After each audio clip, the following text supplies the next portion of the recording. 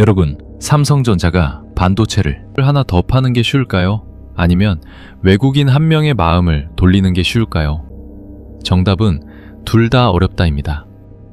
하지만 최근 우리는 아주 기이한 현상을 목격하고 있습니다. 수조 원을 들여 쌓아 올린 K브랜드라는 거대한 성벽이 고작 SNS 댓글 몇 줄에 흔들리고 있기 때문입니다. 대한민국은 지금 콘텐츠 수출 강국입니다. 그런데 이상하죠?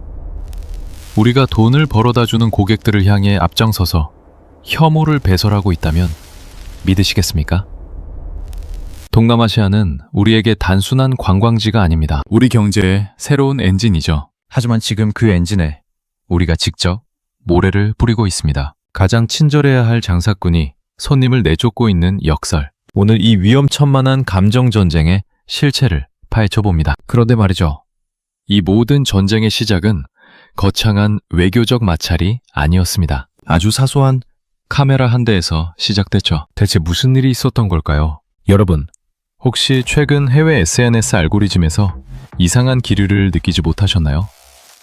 불과 몇 년 전만 해도 K라는 글자는 동남아시아에서 일종의 프리미엄이자 동경의 대상이었습니다. 한국 음식을 먹고 한국 화장품을 바르며 한국 아이돌의 춤을 따라하는 것이 그들에게는 가장 힙한 문화적 트렌드였죠. 그런데 지금 상황이 완전히 역전되었습니다. 말레이시아, 인도네시아, 태국 등 동남아시아 전역의 틱톡과 트위터 X 실시간 트렌드에는 한국을 비판하는 해시태그가 심심치 않게 올라옵니다. 이 현상이 무서운 이유는 특정 국가 한 곳의 돌발적인 반응이 아니라는 점입니다. 마치 보이지 않는 지휘자가 있는 것처럼 여러 국가에서 동시다발적으로 한국에 대한 날선 비판이 확산되고 있습니다. 단순한 악플 수준을 넘어섰습니다. 정교하게 편집된 영상들이 한국인이 우리를 어떻게 무시하는가 라는 내러티브를 만들어내며 수백만 회의 조회수를 기록합니다. 알고리즘은 이 분노를 먹고 자라며 한국의 우호적이었던 사람들조차 내가 알던 한국이 정말 이런 곳이었나? 라는 의구심을 갖게 만들고 있습니다. 이것은 더 이상 일부 극성 누리꾼들의 말싸움이 아닙니다. 온라인 공간에서 형성된 이 집단 감정은 거대한 파도가 되어 한국이라는 브랜드 자체를 덮치려 하고 있습니다. 우리가 공들여 쌓아 올린 문화적 영향력이 우리가 무심코 던진 혐오의 부메랑을 맞아 금이 가기 시작한 겁니다. 겉으로는 평화로워 보이는 데이터의 바다 밑바닥에서 한국 경제를 위협할 수도 있는 거대한 심리적 지각 변동이 일어나고 있습니다. 그런데 이 거대한 분노의 파도가 시작된 지점을 추적해보면 의외로 아주 사소한 물건 하나가 나옵니다. 바로 콘서트장에서 흔히 볼 수 있는 카메라였습니다. 대체 카메라 한 대가 어떻게 국가 간의 감정전쟁을 촉발시킨 걸까요? 사건의 발원지는 말레이시아의 수도 쿠알라룸푸르의 한 대형 공연장이었습니다. 화려한 조명과 함성 속에서 K-팝 아이돌의 공연이 한창이던 그때 객석 곳곳에서는 보이지 않는 실랑이가 벌어지고 있었습니다. 바로 대포 카메라라고 불리는 거대한 망원 렌즈를 든 일부 한국인 혼마 홈페이지 마스터들과 이를 제재하려는 현지 보안 요원들 사이의 충돌이었죠. 사실 콘서트장에서 무단 촬영을 금지하는 건 전 세계 공통의 룰입니다. 하지만 문제는 그 현장에서 발생한 태도의 차이였습니다. 현지 보안 요원들은 규정에 따라 장비를 압수하거나 퇴장을 요구했습니다. 하지만 일부 한국 팬들은 이를 순순히 따르는 대신 현지 스태프들을 무시하거나 고압적인 자세로 일관했다는 증언이 쏟아지기 시작했습니다. 현지 누리꾼들은 분노했습니다. 우리나라에 와서 우리 법을 무시하는 거냐? 돈을 내고 왔다고 해서 현지인들을 하인 취급할 권리는 없다는 비판이 SNS를 타고 들불처럼 번졌습니다. 단순한 에티켓 위반이 국가적 자존심의 문제로 점화된 순간이었습니다. 진짜 비극은 그 다음이었습니다. 이 소식을 접한 일부 한국 누리꾼들이 온라인 커뮤니티에서 현지인들을 향해 믿기 힘든 수준의 조롱을 쏟아낸 겁니다. 후진국이라 문화 수준이 낮다.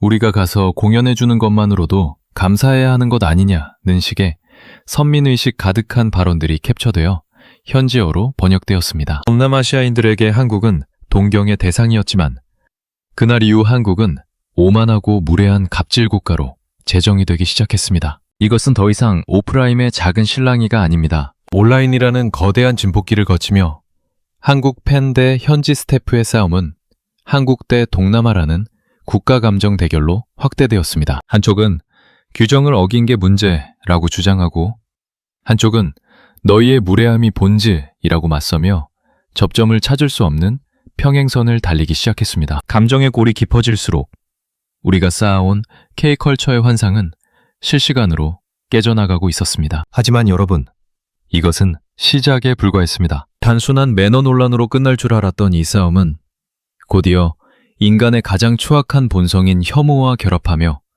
상상도 못한 방향으로 흘러가게 됩니다. 대체 어떤 발언들이 그들의 심장을 찔렀던 걸까요? 이제 싸움은 누가 잘못했나를 따지는 시시비비를 완전히 떠나버렸습니다. 온라인상에서는 인간의 가장 저열한 본능이 꿈틀대기 시작했죠. 양측의 공격은 상대방의 가장 아픈 곳, 즉 국가 정체성과 열등감을 정조준하기 시작했습니다. 한국의 일부 누리꾼들은 동남아시아의 경제적 지표나 외모를 비하하며 차마 입에 담기 힘든 언어폭력을 쏟아냈습니다. 우리가 인프라를 깔아주고 돈을 벌게 해주니 눈에 뵈는 게 없냐는 식의 천박한 자본 논리가 고개를 들었습니다. 동남아 누리꾼들 역시 가만히 있지 않았습니다. 그들은 한국의 높은 자살률, 극심한 저출산, 그리고 성형 문화 등을 언급하며 겉모습에만 집착하고 매면은 썩어가는 불행한 민족이라고 맞받아쳤습니다. 이것은 더 이상 토론이 아니라 진흙탕 개싸움입니다. 무서운 점은 이러한 비난이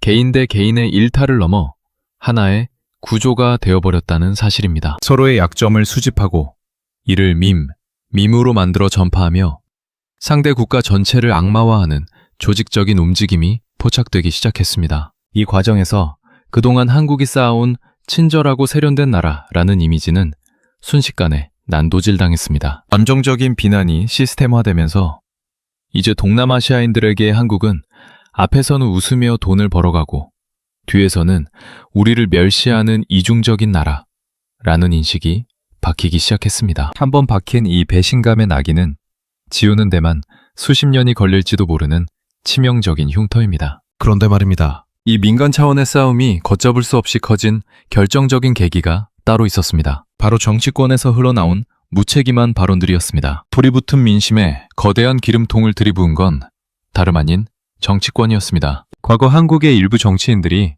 외국인 노동자나 다문화 가정을 언급하며 내뱉었던 부주의한 발언들이 이 시점에 맞춰 박제되어 다시 공유되기 시작한 겁니다. 우리보다 못한 나라에서 온 사람들이라거나 특정 국가를 비하하는 의도가 섞인 과거의 실언들이 동남아 현지 언론과 SNS를 통해 실시간으로 번역되어 퍼져나갔습니다. 동남아 현지인들은 큰 충격을 받았습니다. 일부 철없는 누리꾼들의 생각인 줄 알았는데 한국의 지도층조차 우리를 이렇게 생각하고 있었단 말인가?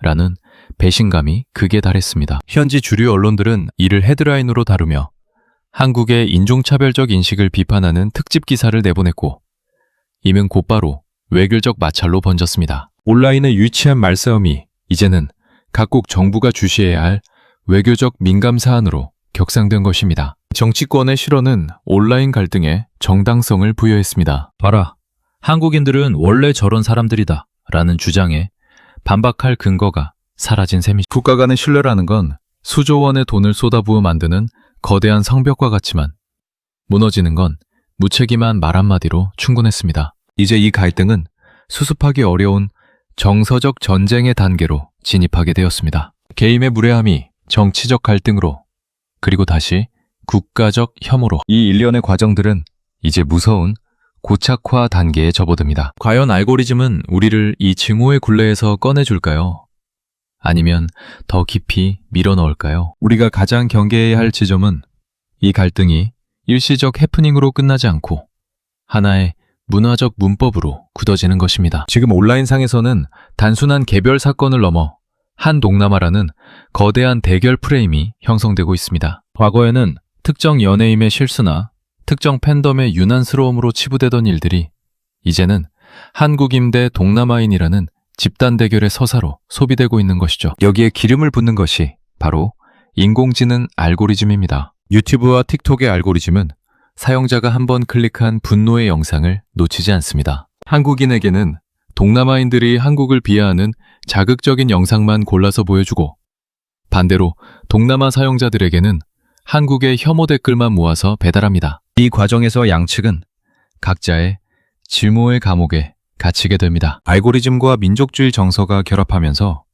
감정 소비형 콘텐츠는 조회수를 빨아들이는 괴물이 되었고, 이는 일시적 문쟁을 구조적인 반감으로 전환시키는 위험한 동력이 되고 있습니다. 결국 이 싸움은 누가 먼저 잘못했나를 따지는 단계를 지나 저들은 원래 우리를 혐오한다는 고착화된 편견으로 진입하고 있습니다. 감정이 구조화되면 그 파급력은 상상을 초월합니다. 개인의 이성적인 판단은 집단의 광기에 묻혀버리고 화해의 목소리는 배신자의 외침으로 매도당합니다. 우리가 지금 목격하고 있는 것은 단순한 말싸움이 아니라 수십 년간 쌓아온 상호 신뢰가 알고리즘이라는 용광로에서 녹아내리는 현장입니다. 감정이 이토록 딱딱하게 굳어버리면 그 다음 순서는 뻔합니다. 사람들은 싫어하는 사람의 물건을 사지 않습니다. 이제 이 분노의 화살은 우리 경제의 가장 화려한 꽃, K 컨텐츠를 향합니다. 냉정하게 따져봅시다. 동남아시아는 K-팝과 K-드라마에게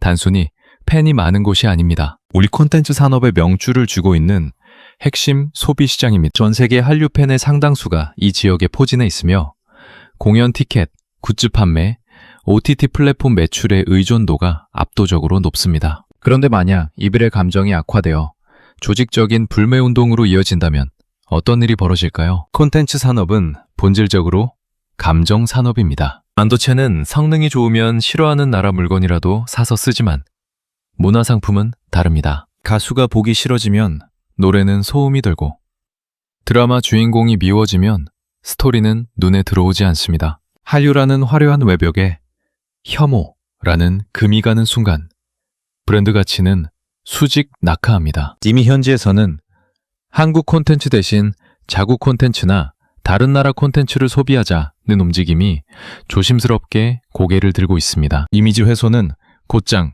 매출 직격탄으로 이어집니다. 수천억 원을 들여 기획한 월드 투어가 취소되고 공들여 런칭한 게임이나 웹툰이 외면받는 상황. 이건 가상의 시나리오가 아닙니다. 감정 리스크가 실물 경제 리스크로 전이되는 가장 전형적인 경로입니다. 우리가 온라인에서 뱉은 무심한 한마디가 사실은 우리 기업들의 미래 먹거리를 발로 차버리는 행위였다는 사실을 우리는 너무 늦게 깨닫고 있는지도 모릅니다. 그런데 말이죠.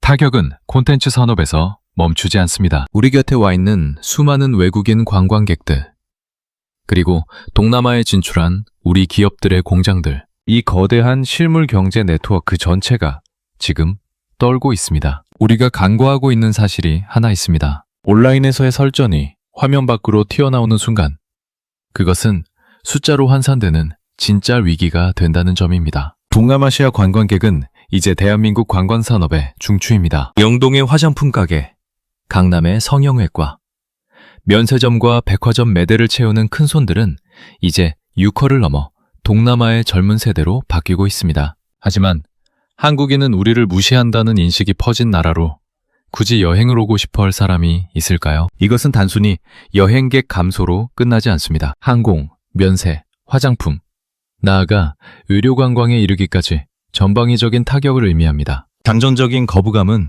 곧바로 소비 패턴의 변화를 가져옵니다. 한국산 제품은 품질은 좋지만 정이 안 간다는 심리는 동남아 현지에 진출한 우리 기업들의 투자 환경에도 심각한 심리적 저항선을 형성합니다. 베트남, 인도네시아 등지에 세워진 수많은 한국 공장과 유통망은 현지인들과의 신뢰를 바탕으로 작동합니다. 그런데 그 근간인 우호적 감정이 무너지면 보이지 않는 규제와 불매운동이라는 가장 무서운 벽에 부딪히게 됩니다. 질문해 봐야 합니다. 온라인 갈등이 실물 경제로 전이될까? 답은 이미 나와 있습니다. 이미 전이되고 있습니다. 우리가 인터넷 게시판에서 승리감을 맛보는 동안 우리 기업들은 현지에서 쌓아온 수십 년의 노력을 잃고 있을지도 모릅니다. 감정 싸움의 비용은 결국 우리 국민의 일자리와 국가 소득이라는 청구서로 돌아오게 되어 있습니다. 이 모든 파장이 결국 우리에게 말해주는 진실은 하나입니다. 우리가 문화강국이라고 자부하며 고개를 드는 그 순간 역사적으로 우리는 가장 취약한 상태가 된다는 사실이죠. 이제 결론을 내려야 할 시간입니다. 우리가 목격한 이번 사태는 단순한 온라인 설전이 아닙니다. 소셜미디어가 국가 이미지를 실시간으로 평가하고 점수를 매기는 글로벌 상시 평가 시스템으로 작동하는 시대의 단면입니다. 한류가 확산되고 한국의 위상이 높아질수록 우리가 감당해야 할 리스크도 비례해서 커집니다. 이제 문화외교 관리 실패는 단순한 체면의 문제가 아니라 직접적인 경제적 손실을 발생시키는 경영 실패와 같습니다. 이 사건은 우리에게 중요한 교훈을 남깁니다. 문화가 곧 경제인 시대에 혐오와 무시는 가장 값비싼 비용입니다. 한류는 단순한 유행이 아니라 우리가 공들여 가꾼 수출 산업입니다. 그리고 국가 이미지는 그 산업을 지탱하는 가장 강력한 외교 자산이죠. 상대의 자존심을 짓밟으며 벌어들이는 달러는 결코 오래갈 수 없습니다. 우리가 선진국이라는 타이틀에 걸맞은 품격과 존중을 보여주지 못한다면 우리가 쌓아올린 경제적 영토는 순식간에 모래성처럼 허물어질 수 있습니다. 이번 논란은 우리에게 경고하고 있습니다. 글로벌 시장에서 장사하는 국가라면 고객의 마음을 얻는 법부터 다시 배워야 한다고 말이죠. 혐오를 멈추지 않는다면 그 대가는 우리가 상상하는 것보다 훨씬 더 가혹할 것입니다. 이번 논란은 단순한 콘서트 해프닝이 아닙니다. K 콘텐츠가 글로벌 산업이 될 만큼 우리의 감정 리스크도 글로벌화됐다는 강력한 신호입니다. 누군가를 비하해서 얻는 찰나의 쾌감이 우리 청년들의 미래와 기업의 운명을 갉아먹고 있지는 않은지 깊이 고민해봐야 합니다. 결국 문화 갈등은 반드시 경제 문제로 돌아옵니다. 오늘 준비한 소식은 여기까지입니다. 여러분의 생각은 어떠신가요? 댓글로 남겨주세요.